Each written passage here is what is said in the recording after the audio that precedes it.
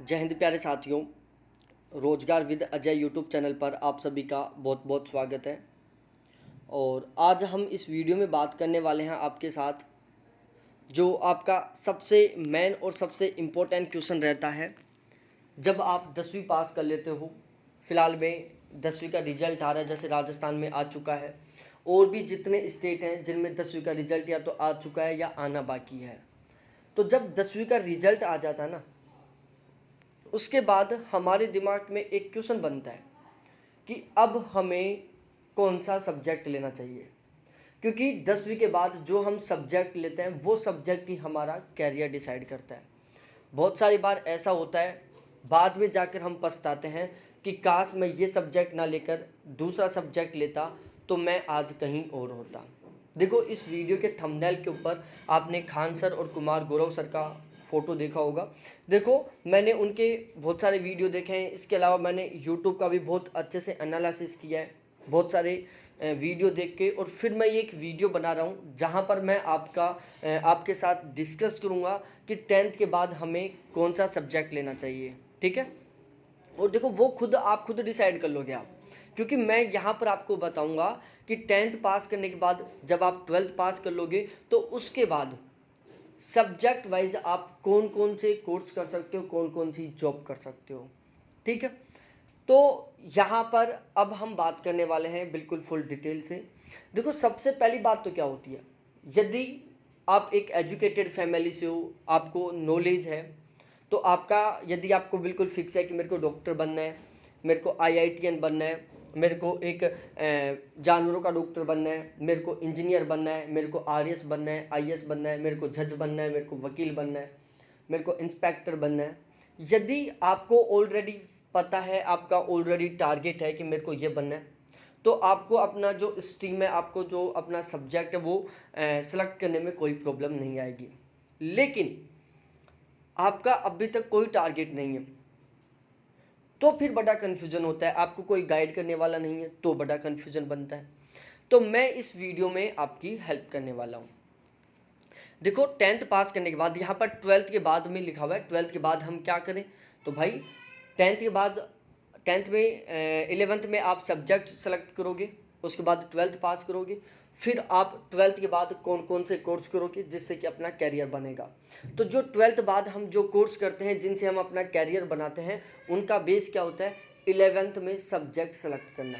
आपको यदि पता चल जाए कि यदि मैं मैथ साइंस लेता हूँ तो मैं ये कोर्स कर सकता हूँ, तो फिर आपको दिक्कत नहीं आएगी 11th के लिए सब्जेक्ट सेलेक्ट करने में। ठीक है, तो जैसे 10th पास करते हैं उसके बाद हमारे पास ऑप्शन होता है, एक पीसीएम का होता है जिसमें फिजिक्स केमिस्ट्री मैथ आता है, दूसरा पीसीबी का होता है जिसमें फिजिक्स केमिस्ट्री बायोलॉजी होता है, तीसरा कॉमर्स का होता है, चौथा एग्रीकल्चर का होता है, पांचवा आर्ट्स का होता है। ठीक है, इस तरीके से हमारे पास ये 5 ऑप्शन होते हैं। ठीक है, पीसीएम का, पीसीबी का, आर्ट्स का, कॉमर्स का और एग्रीकल्चर का। ठीक है, अब यहाँ पर मैं एक एक करके बताता हूँ कि यदि आप 11th में पीसीएम ले लेते हो, फिजिक्स केमिस्ट्री मैथ ले लेते हो, तो 12वीं के बाद में आप कौन कौन से कोर्स कर सकते हैं। देखो, सबसे पहली बात तो ये समझो, आप कोई सा भी कोर्स लो, आप कोई सा भी गवर्नमेंट एग्जाम दे सकते हो। कुछ कुछ एग्जाम है ऐसे जिनको केवल उसी स्ट्रीम के लोग दे सकते हैं, जैसे एमबीबीएस मेडिकल के तो बायोलॉजी वाले दे सकते हैं, मैथ वाले नहीं दे सकते। आईआईटी का केवल मैथ वाले दे सकते हैं। ठीक है, तो ऐसे कुछ स्पेसिफिक कुछ ऐसे एग्जाम हैं जिनको केवल उसी स्ट्रीम के लोग दे सकते हैं। बाकी जो गवर्नमेंट जॉब के और बाकी के जो एग्जाम हैं, लगभग 90% गवर्नमेंट जॉब के एग्जाम ऐसे हैं जिनको किसी भी सब्जेक्ट वाला कैंडिडेट दे सकता है। तो आपको डरने की बात नहीं है। 90 का 95% एग्जाम, गवर्नमेंट जॉब से रिलेटेड जो 95% एग्जाम है ना, उनको कोई भी कैंडिडेट कोई भी सब्जेक्ट वाला दे सकता है। अब यदि आपके पास बीटेक आपने सेलेक्ट कर लिया कि भाई मैं मैथ लेता हूँ, यदि मैं मैथ लेता हूँ तो मैथ लेने के बाद में मैं क्या क्या कर सकता हूँ। देखो, सबसे पहले आप मैथ के बाद एनडीए की तैयारी कर सकते हो। एनडीए में आप आर्मी, नेवी और एयरफोर्स, ये 3 ऑप्शन होते हैं। उसके बाद आप एयरफोर्स में जा सकते हो, आप नेवी में जा सकते हो, आप आर्मी में जा सकते हो, आप एनडीए में जा सकते हो। देखो, ये वाला एनडीए वाला, एयरफोर्स वाला, नेवी वाला और आर्मी में भी दो तरीके की वैकेंसी होती है, एक जीडी की होती है जो फौजी बनता है, वो तो किसी भी सब्जेक्ट का बन सकता है, उसके लिए किसी एक सब्जेक्ट का कंफर्म होना ज़रूरी नहीं है। आर्मी में जो आर्मी का जो जवान होता है ना, वो तो किसी भी सब्जेक्ट का बन सकता है, लेकिन आर्मी में एक जीडी की वैकेंसी निकलती है, उसकी क्लर्क की वैकेंसी निकलती है, बाबू की, जिसको हम बाबू बोलते हैं, वो केवल मैथ वाला ही बन सकता है, ना तो वो बायो वाला बन सकता है, ना वो आर्ट्स वाला बन सकता है। ठीक है, तो मैथ लेने के बाद आप एनडीए में जा सकते हो, ठीक है, एयरफोर्स में जा सकते हो, नेवी में जा सकते हो, आर्मी में जा सकते हो। इसके अलावा बी आर्किटेक्चर का आप डिप्लोमा कर सकते हो, मकान बनाने से रिलेटेड। देखो, इनके अलावा मैं सब्जेक्ट वाइज, जैसे पीसीएम वाले क्या कर सकते हैं, पीसीबी वाले क्या कर सकते हैं, आर्ट्स वाले क्या कर सकते हैं, इससे रिलेटेड मैं अलग अलग वीडियो भी बना रखा हूँ। आपको उन वीडियो का लिंक इस वीडियो के डिस्क्रिप्शन में मिल जाएगा, इसलिए हम इस वीडियो में बहुत ज़्यादा डिटेल से चर्चा नहीं करेंगे, अदरवाइज ये वीडियो बहुत लंबा बन जाएगा।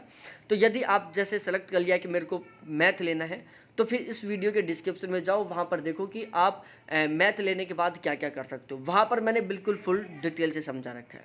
ठीक है, बैचलर ऑफ प्लानिंग डिजाइनिंग कर सकते हो आप, टेक्निकल, आप इसके अलावा technical entry in Indian army में टेक्निकल बेस पर जा सकते हो आप। बीटेक या बीई कर सकते हो, बीटेक और बीई करने के बाद आप कोई भी पब्लिक सेक्टर में काम कर सकते हो, किसी भी कंपनी में काम कर सकते हो। एमएस, एमबीए, एमटेक कर सकते हो, यूपीएससी की तैयारी कर सकते हो जिसमें कलेक्टर बन सकते हो, एमई करके आप टीचर बन सकते हो, इंजीनियर बन सकते हो, मर्चेंट नेवी में जा सकते हो, और मैरीन इंजीनियर बन सकते हो। ठीक है, इसके अलावा आप डिफेंस में जा सकते हो, डिफेंस में आप एयरफोर्स और नेवी में जा सकते हो बीटेक करने के बाद में।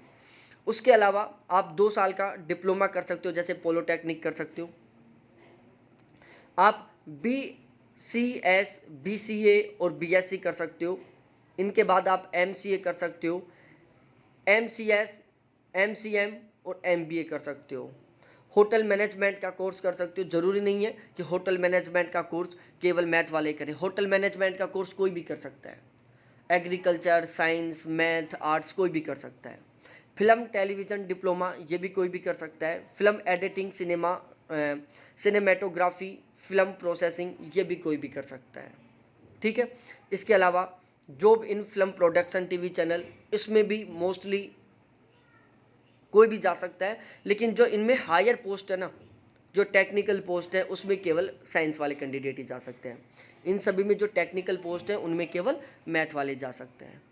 तो अब यदि आपका थोड़ा डिसाइड हुआ है कि मेरे को मैथ लेना है, तो आप इस वीडियो के डिस्क्रिप्शन में जाके देखें कि बीटेक करने के बाद आप क्या क्या कर सकते हो, बी आर्किटेक्चर बनने के बाद आप क्या क्या कर सकते हो, तो उस पर मैंने वीडियो बना रखा है। अब मैं बात करूँ पीसीबी के बारे में। यदि आप फिजिक्स, केमिस्ट्री और बायोलॉजी सब्जेक्ट लेते हैं तो आप सबसे मेन कॉमन सा एमबीबीएस कर सकते हो, उसके बाद आप एमडी कर सकते हो, एमएस कर सकते हो, एक बहुत ही बड़े लेवल के डॉक्टर बन सकते हो, बीडीएस कर सकते हो, एमडीएस कर सकते हो, ये भी एक डॉक्टर बनने का ही कोर्स है, बीवीएससी कर सकते हो, ये भैंसों या जानवरों का डॉक्टर बनने का कोर्स है, बीएचएमएस कर सकते हो, ये भी एक डॉक्टर बनने का ही कोर्स है, बीएएमएस कर सकते हो, ये भी एक डॉक्टर बनने का ही कोर्स है।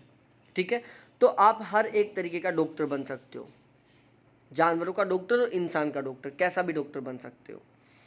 पैरामेडिकल का कोर्स कर सकते हो जिसमें आप दवाई बनाने का काम कर सकते हो, दवाइयाँ कहीं तो बनती है ना, तो उसमें भी बायोलॉजी वाले कैंडिडेट ही काम कर सकते हैं। बीएससी नर्सिंग कर सकते हो, उसके बाद आप कंपाउंडर बन सकते हो। डिप्लोमा इन नर्सिंग आप जीएनएम कर सकते हो, जीएनएम के बाद में भी आप कंपाउंडर बन सकते हो, किसी प्राइवेट हॉस्पिटल में काम कर लो, या आप गवर्नमेंट वैकेंसियाँ निकलती है, एम से निकलता है या फिर स्टेट गवर्नमेंट निकालती है, उनमें लग सकते हो। बीएमएलटी कर सकते हो, बीएससी होम साइंस कर सकते हो, आप बीएससी कर सकते हो। बीएससी के बाद दो तरीके से बीएससी होती है, एक ऑनर्स होती है, एक पास कोर्स से होती है, जो बाद में आपको पता चल जाएगा। बीएससी के बाद एमएससी करो, एमएससी के बाद आप नेट जेआरएफ का एग्ज़ाम पास करके और फेलोशिप उठा सकते हो, एमफिल कर सकते हो, पीएचडी कर सकते हो। बीएससी के बाद आप एमफिल एमएससी करोगे, एमएससी के बाद आप यदि जेआरएफ निकाल कर, नेट जेआरएफ निकाल कर आप पीएचडी करोगे, तो आपको गवर्नमेंट की तरफ से लगभग 35 लाख रुपए बिल्कुल फ्री के मिलेंगे, नाम के आगे डॉक्टर लग जाएगा। साथ ही साथ आप किसी भी गवर्नमेंट कॉलेज में या प्राइवेट कॉलेज में as a assistant professor, associate professor और प्रोफेसर के रूप में काम कर सकते हो। ठीक है। एमएससी बायोटेक कर सकते हो और एमटेक बायोटेक कर सकते हो। ठीक है, तो ये थे पीसीबी लेने के बाद में। यदि आप फिजिक्स केमिस्ट्री बायोलॉजी सब्जेक्ट लेते हो तो ये आपके सामने ऑप्शन रहते हैं। उसके बाद हम बात करें फिजिक्स, यदि आप देखो आप बायो मैथ दोनों कॉमन भी ले सकते हो। फिजिक्स केमिस्ट्री मैथ और बायो ये एक साथ भी ले सकते हो आप। तो यदि आप ये एक साथ लेते हो तो आपके पास पीसीएम के भी सारे ऑप्शन है और पीसीबी के भी सारे ऑप्शन है। आपके पास बहुत ज़्यादा अपॉर्चुनिटी, बहुत सारे ऑप्शन हो जाते हैं। उसके बाद हम बात करते हैं यदि आप आर्ट्स की स्ट्रीम लेते हो।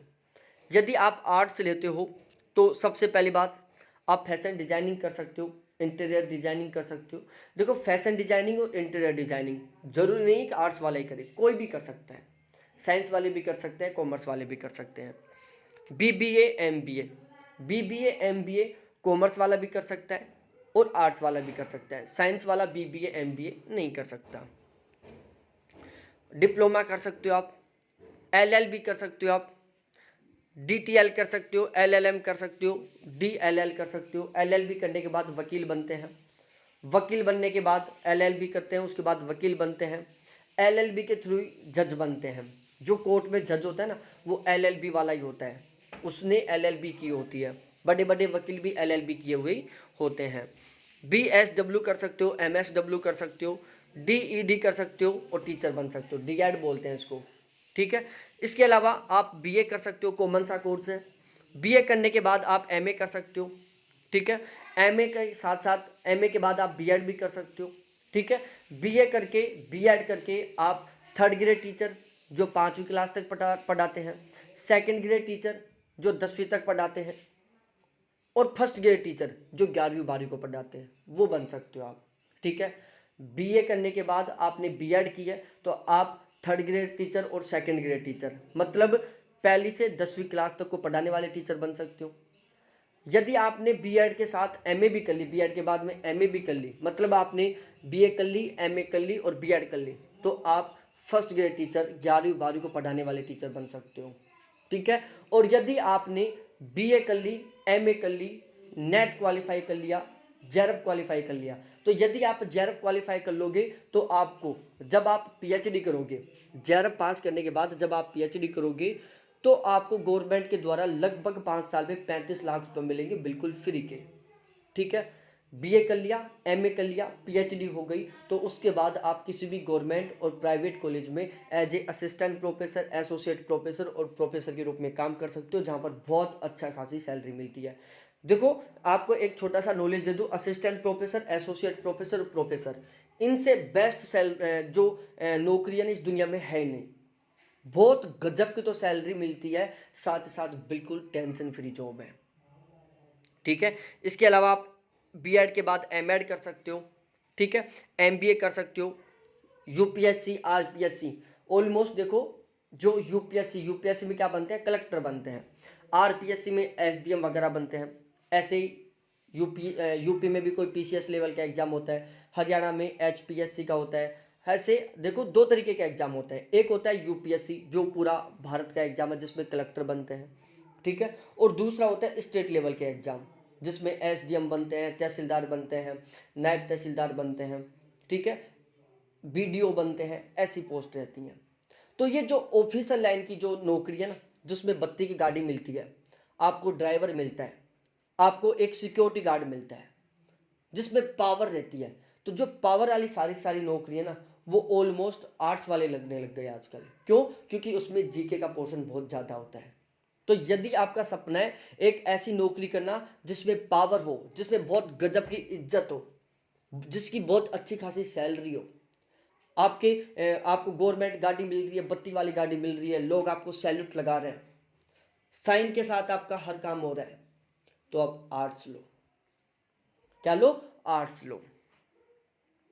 ठीक है, बैचलर इन जर्नलिज्म कर सकते हो, मास्टर इन मास कम्युनिकेशन कर सकते हो। जो मीडिया वाले होते हैं ना, आपने टीवी में देखा होगा, मीडिया चैनल में मीडिया वाले होते हैं एंकर, जो एंकरिंग का काम करते हैं, वो क्या होते हैं? मास्टर इन मास कम्युनिकेशन का कोर्स किए हुए होते हैं।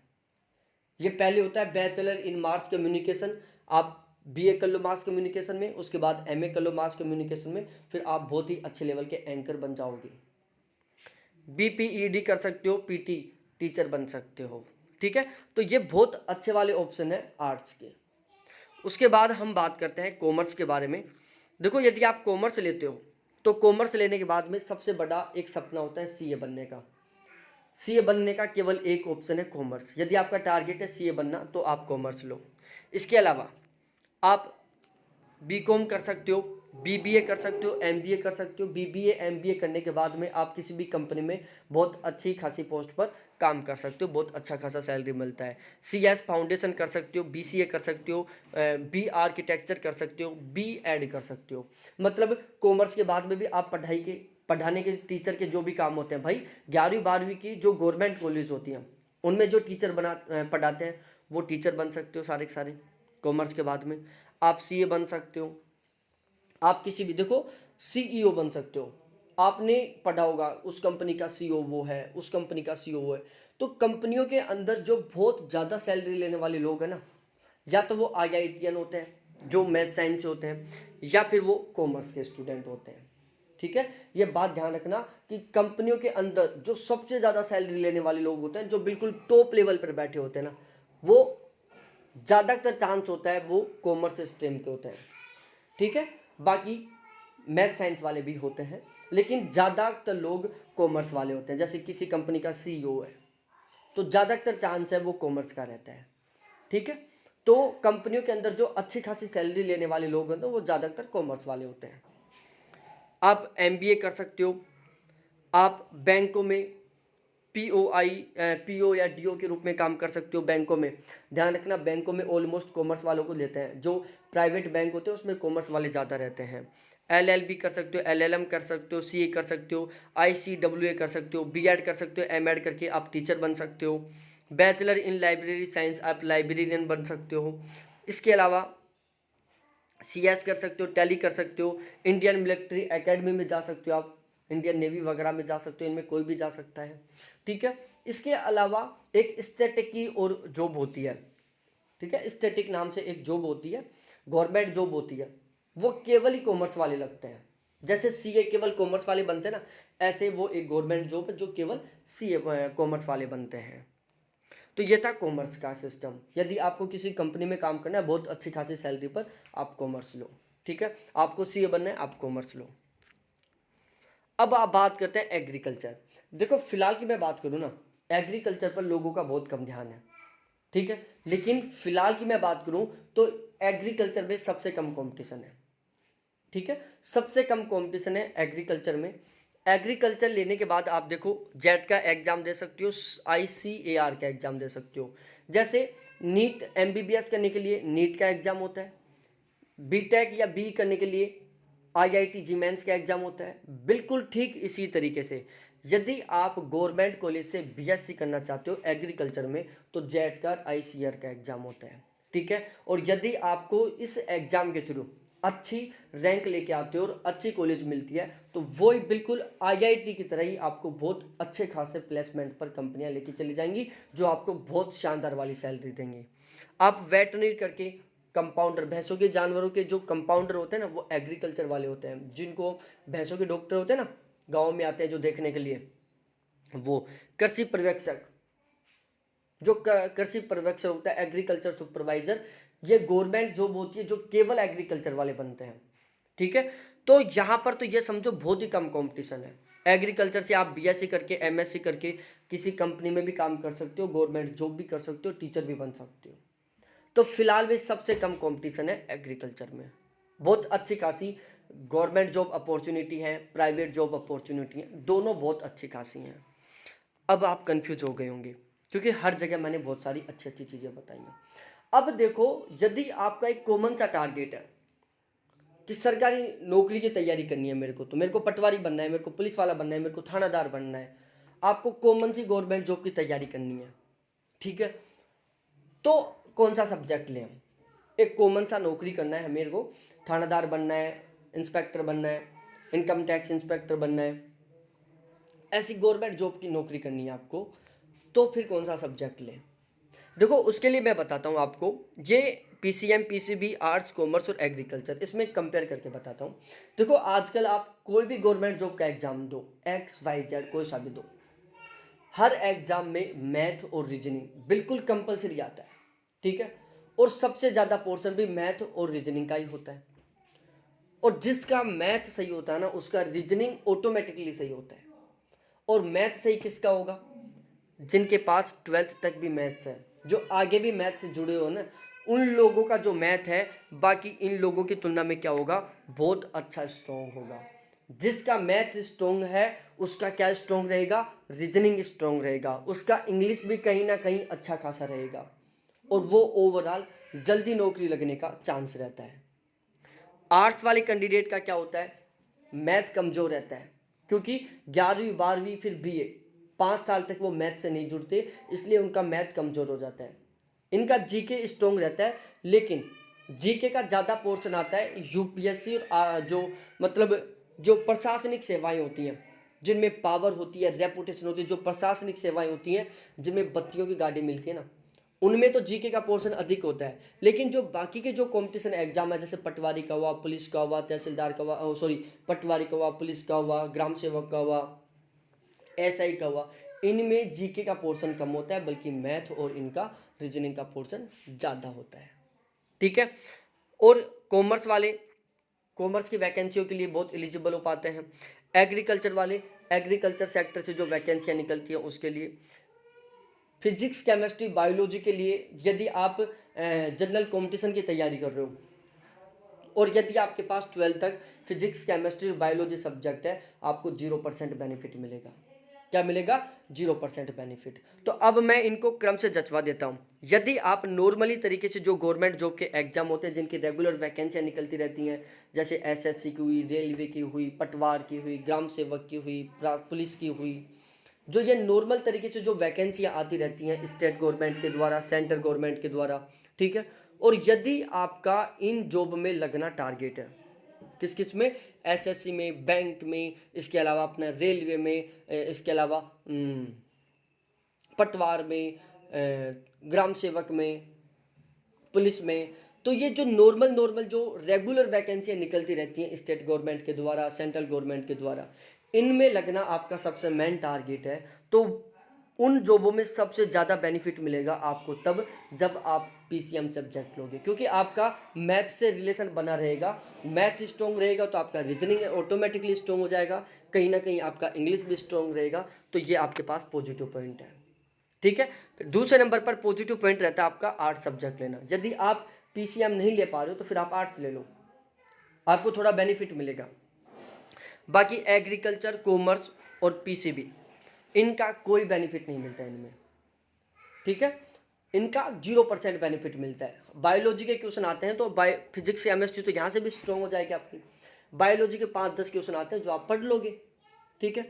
तो यदि आपका टारगेट है एसएससी सीजीएल की तैयारी करना, पटवार की तैयारी करना, ग्राम सेवक की तैयारी करना, पुलिस की तैयारी करना, थानादार की तैयारी करना, टीचर बनना, तो इसके लिए टीचर तो हर स्ट्रीम से अलग अलग बनते हैं, तो टीचर को तो हटा दो। बाकी जो ये मैं एग्ज़ाम काउंट करवा रहा हूँ, बैंक में नौकरी के लगना, तो इन एग्ज़ामों का तैयारी करना यदि आपका टारगेट है तो आप सबसे पहले कोशिश करो पीसीएम लेने की।